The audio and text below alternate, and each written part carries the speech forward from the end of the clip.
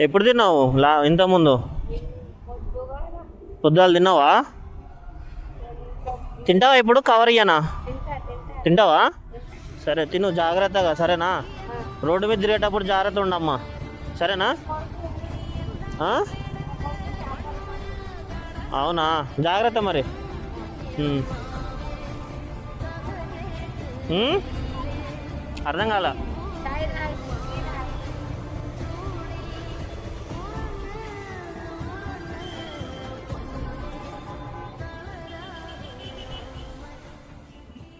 సరే ఇదిగో సాయంత్రం చాయ్ కూడా తాగు, సరేనా? జాగ్రత్త.